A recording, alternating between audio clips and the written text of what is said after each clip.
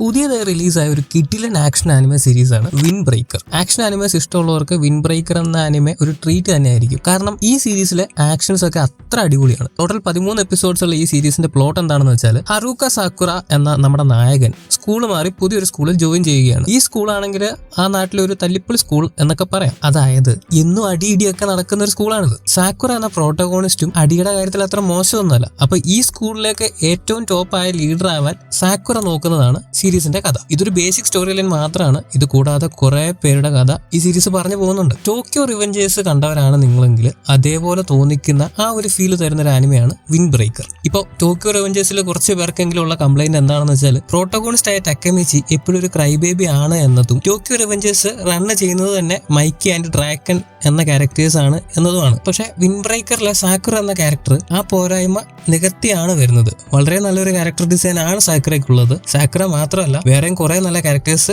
ഈ സീരീസിലുണ്ട്. അതിപ്പോ ഫസ്റ്റ് സീസണിൽ വരുന്ന ആന്റഗോണിസ്റ്റ് ആയാലും നായകന്റെ ഒക്കെ അപ്പുറം മാസ് കാണിക്കുന്നവരാണ്. അതിനെക്കുറിച്ച് ഞാൻ കൂടുതൽ പറയുന്നില്ല, നിങ്ങൾ അത് കണ്ടു തന്നെ അറിയുക. ഒരു കാര്യം പറയാം, എല്ലാ ക്യാരക്ടേഴ്സും ഒന്നിനൊന്ന് മികച്ചതാണ്. സ്പൈ എക്സ് ഫാമിലിയൊക്കെ ആനിമേറ്റ് ചെയ്ത ക്ലോവർ വർക്ക്സ് എന്ന സ്റ്റുഡിയോ ആണ് ഈ സീരീസും ആനിമേറ്റ് ചെയ്തിരിക്കുന്നത്. ഈ സ്റ്റുഡിയോയെ ഞാൻ നമിക്കുകയാണ്. കാരണം ഈ സീരീസിനെ ഇത്ര എന്റർടൈനിങ് ആക്കുന്നത് ഈ സീരീസിലെ ആക്ഷൻ സീക്വൻസസ് തന്നെയാണ്. വളരെ വളരെ ക്രിസ്പ് ആയിട്ടാണ് ആക്ഷൻ സീക്വൻസസ് ഒക്കെ വരുന്നത്. ത്രൂ ഔട്ട് ആക്ഷൻസ് ഉള്ള ഒരു ആനിമ ആയതുകൊണ്ട് തന്നെ എവിടെയെങ്കിലും ഒക്കെ ആനിമേഷൻസിന്റെ ക്വാളിറ്റി ഡ്രോപ്പ് ആവാനുള്ള സാധ്യതയുണ്ട്. പക്ഷെ ഈ സീരീസിൽ എവിടെയും റെലവെന്റ് ആയി, അതായത് വലിയ രീതിയിലൊരു ആനിമേഷൻ ക്വാളിറ്റി ഡ്രോപ്പ് ഉള്ളതുപോലെ എനിക്ക് തോന്നിയിട്ടില്ല. Best animation in the industry എന്നൊന്നും അല്ല ഞാൻ പറയുന്നത്, ബട്ട് ഡിസപ്പോയിന്റഡ് ആവാൻ വളരെ സാധ്യത കുറവാണ്. പിന്നെ എനിക്ക് തോന്നിയൊരു കാര്യം, ടോക്കിയോ റിവെഞ്ചേഴ്സ് ആയിട്ട് ഈ സീരീസിന് കുറെ അധികം സിമിലാരിറ്റീസ് ഉണ്ട് എന്നതാണ്. അതെങ്ങനെയാ എന്ന് വെച്ചാൽ, ടോക്കിയോ റിവെഞ്ചേഴ്സ് ഫാൻസിന്റെ അടുത്ത് പോയി ഈ സീരീസിന്റെ ക്രിയേറ്റേഴ്സ് അവരുടെ കൂടെ സജഷൻസ് ഒക്കെ എടുത്ത് ടോക്കിയോ റിവെഞ്ചേഴ്സിനെ റീമേക്ക് ചെയ്ത് ഇറക്കിയ പോലെയാണ് ചിലപ്പോഴൊക്കെ നമുക്ക് ഈ വിൻ ബ്രേക്കർ കാണുമ്പോൾ തോന്നുക. ഇതെന്റെ പേഴ്സണൽ ഒപ്പീനിയൻ മാത്രമാണ്. പക്ഷെ വളരെ എന്റർടൈനിങ് ആണ് ഈ സീരീസ് കണ്ടിരിക്കാൻ. ബിക്കോസ് നല്ല കുറെ ആക്ഷൻസ് ഉണ്ട്, നല്ല ഡെപ്ത് ഉള്ള ക്യാരക്ടേഴ്സും ഉണ്ട്.